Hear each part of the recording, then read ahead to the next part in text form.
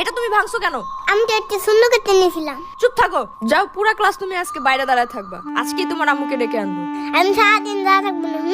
আমরা ডাকার দরকার নাই। যাও।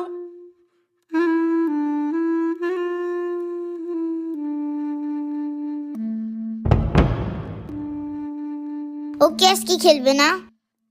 না, কালকে ম্যাম ওর আম্মুরে বিচার দিছে। তারপর পরে ওর আম্মু ওকে ঠাস ঠাস করে থাপ্পড় দিছে।